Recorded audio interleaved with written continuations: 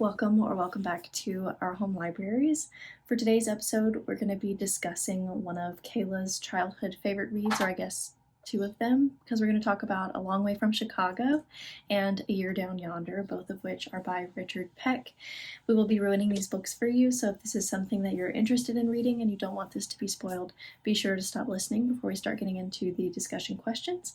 But do come back and give this a listen once you have read, and go ahead and head over to our Instagram, Facebook, or YouTube channel to check out some additional content. All of those are our home libraries, plural, because we're two people. Now, is it just me, or every time I try to say our, like I feel like I get tongue-tied, our home libraries? Our. It's a tongue twister. A little bit. So, as Carrie mentioned, these were two that I had picked out. These are nostalgic reads for me. So, A Long Way from Chicago actually was read aloud to me the first time I read it in elementary school. And then after that, I loved it so much that when the second book came out, which is a companion novel, I had to read that as well. And I actually kind of usually reread these every year because they're really light and quick. And it's a set of books that I really can't wait to be able to read aloud with my daughter. So hopefully she'll like them as much as me someday. But to start off with, both of these books, so A Long Way from Chicago and A Year Down Yonder, as you mentioned, are written by Richard Peck. And they both are actually Newbery honor winners, which is really cool. And A Long Way from Chicago is written so that each chapter is 1 week during the summer from 1929 to 1935 during the Great Depression. And the story is told from the perspective of Joey Dowdle. And it's about a week spent each summer at his grandma's house, along with his sister, Mary Alice. Their grandmother is known as Grandma Dowdle, and she is this larger-than-life character who lives in this very, very small town in the countryside of Illinois. So Grandma Dowdle is nothing like your average grandmother. Although she's an excellent cook and baker, That's she one way to does say it. things her own way. Yeah. So we see her bring Joey and Mary Alice along on all these adventures, from them seeing a corpse for the first time to trespassing to some kind of illegal activities, as well as like grandma telling like tall tales or like lies sometimes to get out of things. They call them whoppers. That's a good They word. do. Good word. Yep. So does I guess we'll get to it, but Abraham Lincoln's hat plays a role in one of the stories. So they're kind of funny. And then the companion novel is A Year Down Yonder, and this is from Mary Alice's perspective, where her dad has now lost his job, so that mom and dad are going to move into just like a room in a house. Joey is off doing a public works project, so this is like the height of the Great Depression, and Mary Alice is sent to spend the whole year with grandma. And she is 15, so she knows that this is going to be an interesting year. We kind of see in the first novel that Mary Alice is kind of quick to pick up on grandma's things, so we see them get right back into it. And it's fun because instead of just the summer, we see the entire year in this kind of what you think is a sleepy small town, but there's always things going on. And we get to see grandma's favorite season, which is Halloween. And at first, Mary Alice is really reluctant, but she's quick to adapt and become an accomplice for a lot of grandma's schemes. I have no other way to put it. And we start to see that everything Grandma Dowdle does is to run her town in her way, to do good anonymously. She never wants recognition, to help her friends, and to avenge some enemies. So yeah, she is a little bit like undermining to an extent. We especially see that in A Year Down Yonder. To get into the ratings and the review, I feel like Kayla's going to be a little upset with me because no, I won't be. I wasn't. Okay, maybe I like read this at the wrong time of my life. Like I could see it as being like a nostalgic thing if I had been introduced to this as a younger child, like at that age group. But you know, it was like a combination of the fact that I listened to it on audio and that it just didn't really I guess it just didn't really resonate with me very much. Mm-hmm. So I gave A Long Way from Chicago 2 out of 5 catfish. But I did really like the second one, A Year Down Yonder. I gave that 4 out of 5. So Oh, cool. that one was much better for me. Okay, yeah. That I'm relieved that they weren't both 2s for you, but I totally understand. I feel like when you read things or watch things when you're younger, there is this like that nostalgia factor that just makes it still like really enjoyable. I really like both these books, so I gave them a 4 out of 5 like collectively. There is a third companion novel, and I read that one as an adult, and I didn't really enjoy it. So I feel like maybe I can see where you're coming from with the What first is the third one about? It's called A Season of Giving, and it's about a family moves into town to like help a church there, and Grandma Dowdle ends up like helping the children in different aspects. I just didn't really like that one. I bet but, like, you the don't whole get to point... see as much of Grandma. Right, exactly, because it's not in her house, but it's the same idea that Grandma does things to help people and to do it like anonymously. So like the church was run down and Grandma did different things to get like the windows repaired, but like didn't want any recognition for it. So it's that same idea that she's just trying to help out her town wherever she can. Yeah, that makes sense. So, yeah. So the questions we're discussing in this episode come from Penguin Random House's website, and Kayla made up a few of these.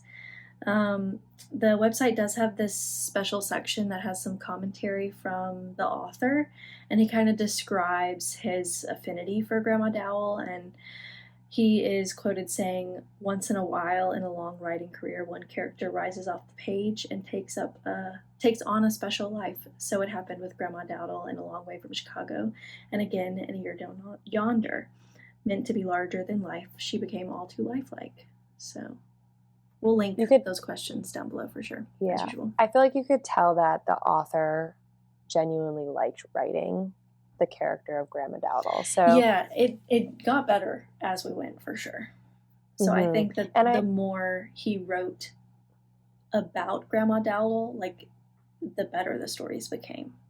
Yeah, and the more that he could see like what Grandma Dowdle would do in this situation, Yeah, especially because the first book is just a week every summer, so you're kind of limited on time and things like that. So the second book being spanned over the year was nice. It was nice to see their relationship, Mary Alice and Grandma, but we'll get into that in some of the questions.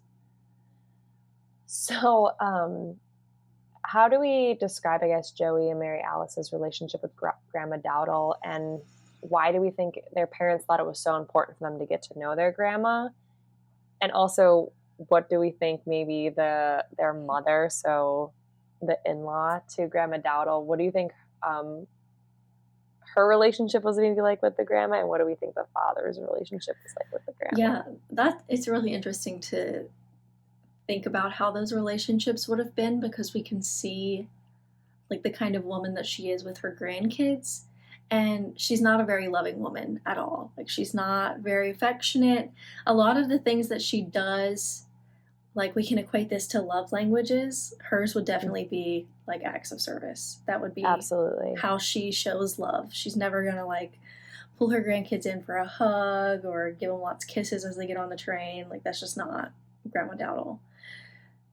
And people don't really change that much in their lifetime, so she probably was not a very affectionate mother either. And it probably would have been a challenge for Joey and Mary Alice's mother to first be introduced to her and try to know her, because she's a guarded woman. Like, it would be hard to get to know Grandma Dowdle.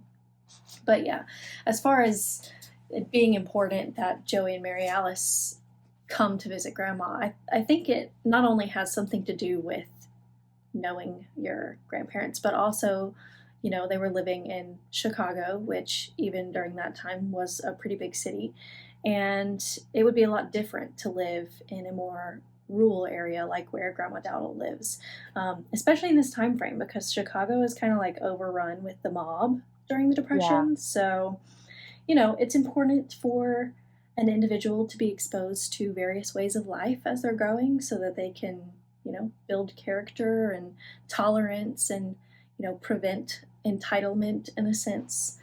I'm not sure if that was their intention with sending them to Grandma Dowdle's, but I feel like partially it was like a financial thing. It was probably to have a reprieve for the week, send the kids where things are a little easier accessible during the Great Depression.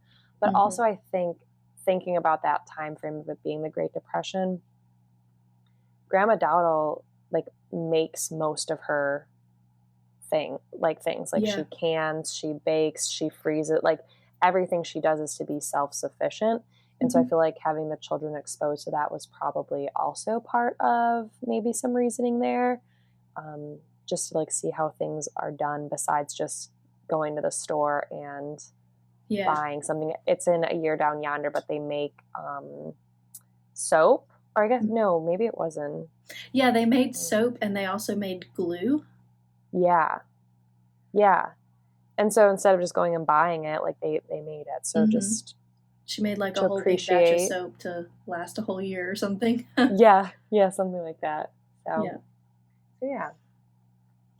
So eventually, Mary Alice kind of realizes that Grandma Dowdle lies about things and that she tells these whoppers, as they like to say, and eventually says that she doesn't think Grandma is a very good influence on them.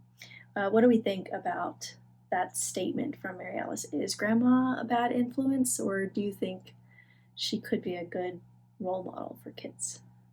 I still think that she's a good role model, because I feel like it's that life is gray.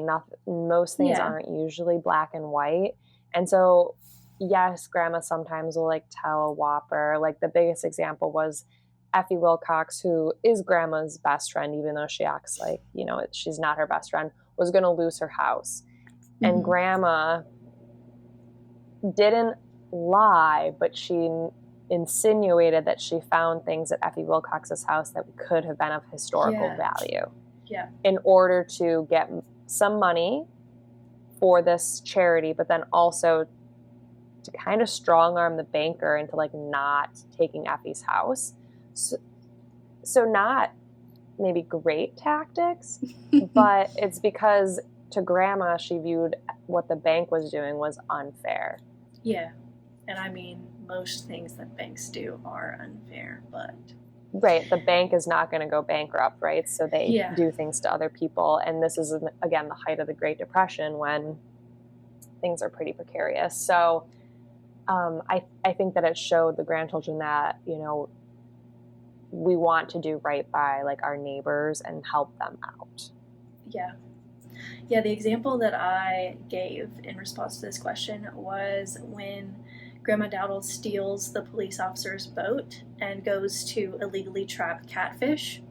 And, they just happen to ride by where this police officer is and he knows it's his boat. But anyway, she does all these things that might be considered naughty or illegal, but in the end, almost everything that she does is with the intention of helping others. So they trap these catfish and then they go to this elderly woman's house and they cook a meal for her. So it's a way for this woman to have contact with people and to also have a meal that she doesn't have to worry about. So yeah, I talked about that in a later question, but I'm going to touch upon it now since you brought it up.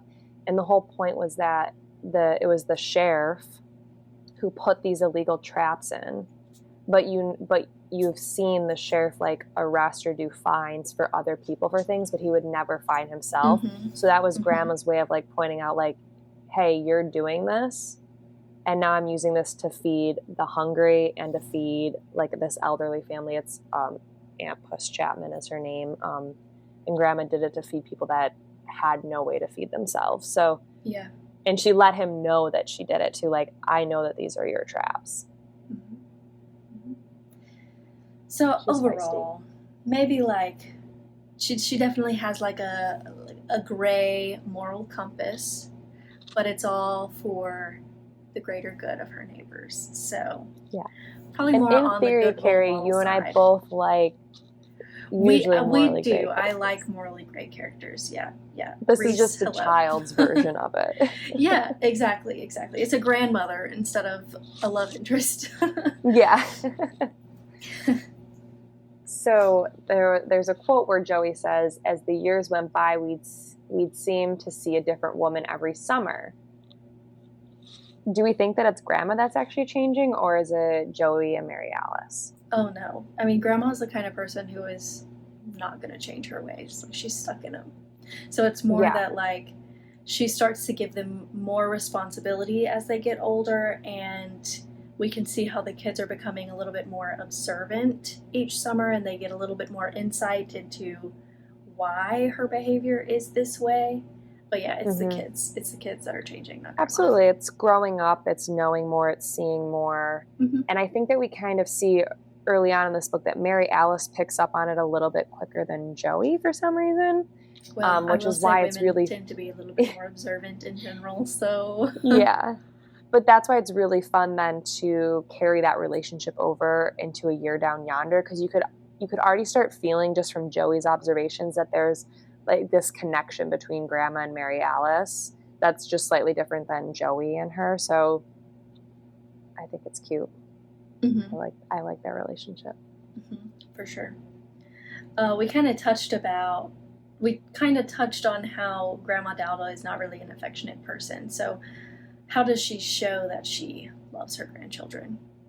Yeah, it's what you said, those acts of service. And the biggest example that I wanted to point out was in A Year Down Yonder. The first day of school, Mary Alice kind of like makes this enemy unknowingly. It's one of the Burdocks. So we kind of see this family throughout the books. They're pretty rough and tumble. And the girl somehow says like Mary Alice owes her like $1, which is an obscene amount of money. Yeah, in that time, for sure.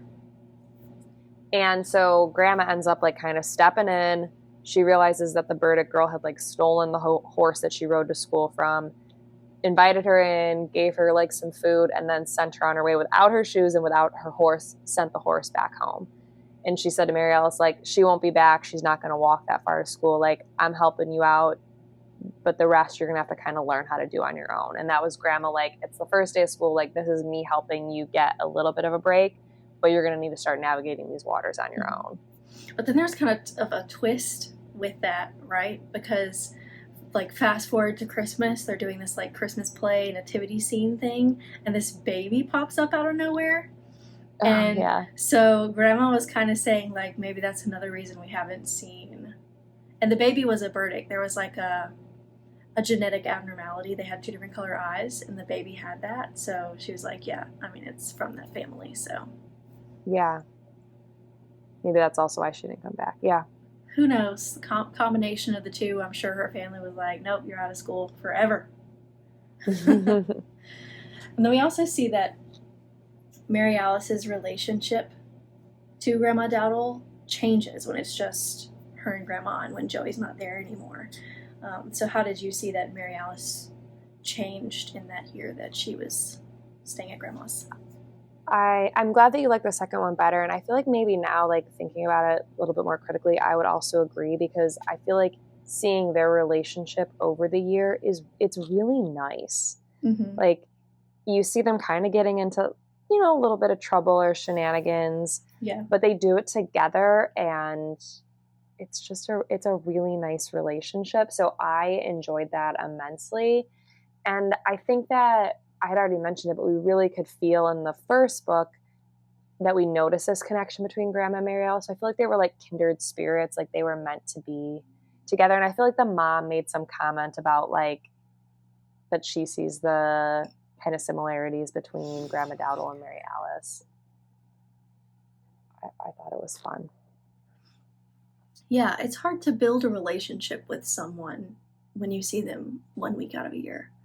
So I think the fact that she was with Grandma now, she was with her for 365 days or however long it was, and in that way they could have a much better understanding of one another and develop a much closer relationship. Whereas in A Long Way from Chicago, it's kind of like, oh, gotta go to Grandma's again, a whole other week this summer, we'll be home in a week, And then it's almost like as soon as I got into the rhythm with things, they were going back to Chicago. Whereas in Year Down Yonder, they really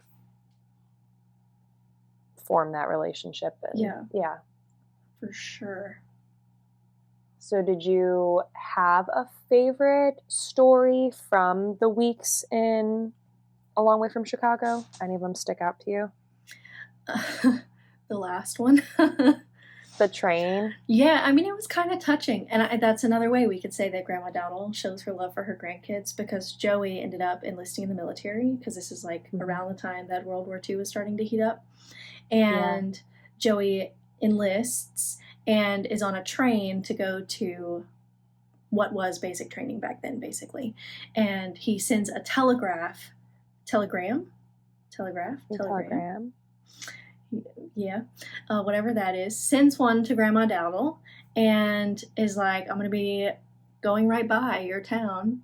And when he passes by hours after he was supposed to, because that's how things happen in the military, Grandma Dowdle's house is like all lit up, and she's standing on the front porch waving her arms at the whole train, like just hoping that Joey sees her.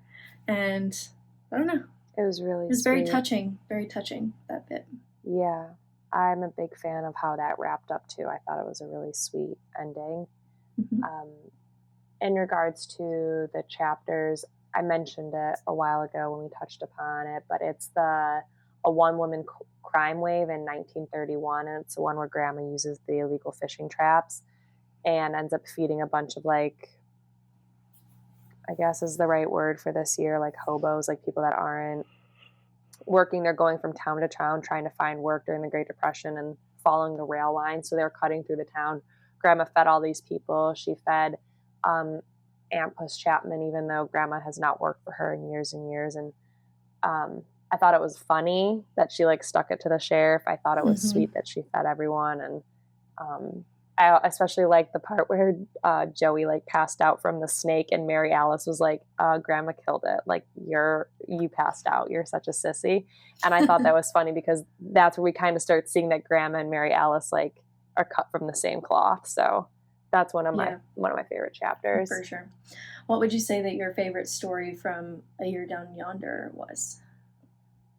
I was leaning towards Vittles and Vengeance, the Halloween one, because I just thought that was like a fun chapter. But then I also really did like the Christmas one. I think that one's called Away in a Manger, maybe is the name of the chapter, just because we see Grandma was like scheming and hunting foxes and selling the pelts. And, you know, you're thinking she's just saving away for herself, but it was also to buy a ticket so Joey could come spend Christmas with them. And I just thought that was like really sweet. I really liked that moment. Yeah, a combination of that and getting Mary Alice new shoes, because she's growing out of hers. So, yeah, pretty interesting, because like you think about during the Great Depression, how is Grandma, who like doesn't have a job, how is she getting money? Because she doesn't seem to be like significantly short on it. Like, if Mary Alice needs something, she comes up with the money to get her that thing. And so, you know, it was really fun to see exactly how she does that, and then she like drug Mary Alice along to get the fox. Just super resourceful. That's why I like reading these books, because I feel like a lot of like these are, you know, yesteryears. Like, we don't make soap anymore. Not a lot of people can. Like, it's just, I enjoy reading stuff like that. So yeah, it makes me kind of, I don't know what the right word would be, because my grandparents on my mother's side, my grandmother, she grew up in the mountains on a farm, and they had to, you know, have livestock. If they were going to have milk, they'd have to go out and they'd have to milk the cow. If they wanted to have bacon, they would have to go out and slaughter a pig. Like, they had to do everything, plant their food, everything, you know. And to think about, like, she's getting a lot older, she has health problems, and, you know, a lot of people in that generation that know a lot about how to be self-sustainable and how to do it in a way that is also good for the earth is, I mean, like, that knowledge is going to disappear. Yeah. So. Yeah. It got me thinking And about my grandmother. Nana, if you happen to be listening, hi. Oh, yeah. Well, it also like makes me think about, I was doing like a flu shot clinic back when I worked at Walmart, and there was a sweet older man that sat down, and we just got talking, and he said that, he used to be a farmer or whatever. And I said, oh man, I said, thanks for growing all our food. And he like looked at me, he's like, most people like forget that we grow food. He's like, they think it comes from the back of the grocery store. So like, thanks for like recognizing that. And yeah, even the food in the grocery store has to come from somewhere. Yeah, but we're so far removed from those processes that it's, you can forget sometimes. So that's why I like books like these. It kind of just reminds you. So. Bradley and I have been talking a little bit about homesteading to a certain extent. Like, I wouldn't mind having chickens because, like, eggs are freaking expensive. So I wouldn't mind having, like, 1 or 2 chickens. And I'd really like to grow my own herbs. And we talked about, like, growing tomatoes and zucchini and garlic and, like, all kinds of vegetables. But I have a black thumb. I know absolutely 0 things about growing things. Like, I can't even really grow flowers, to be honest. So we've been talking to my dad about coming up here to help. To help you. Me. I like that. For sure. So, in A Long Way from Chicago, we already talked about this. We see instances of Mary Alice picking up on what Grandma is up to before Joey is. We see them planning things together in A Year Down Yonder. We really got to explore that relationship. At the end, we kind of do another jump in time. We see Mary Alice got married at Grandma Dowdle's house. Mm-hmm. And what do we think or feel about that? Well, I mean, she got married at Grandma's house, and she also married a guy that she met while she was living at Grandma's house. So that's really cool. I mean, obviously this year that they spent together made them really close in whatever way Grandma Dowdle can be close with anyone. And Mary Alice didn't even want to leave her grandma's at the end. Like, she kind of wanted to just stay there forever. So, it makes sense that she would want to get married there.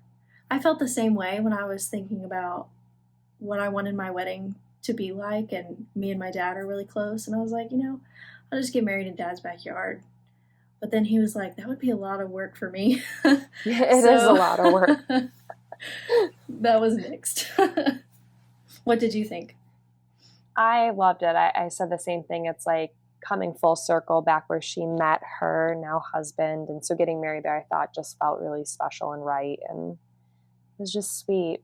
Yeah, overall, it was really sweet. I like them both. As you guys are listening to this, we're obviously pre-recording because my wedding is coming up very soon.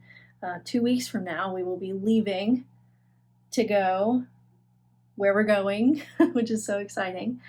So I'm not going to read while I'm there, obviously. We have to record this beforehand. But the point of saying that is that reading this little wedding scene to, like, wrap up the whole thing got me, like, kind of emotional. I was like, oh my God, I'm getting married soon. Yeah. By the time you hear this, I will be married. I'm going to have a husband. Yep. All right. Well, it's a cute one. It's a nostalgic one. It's a quick read.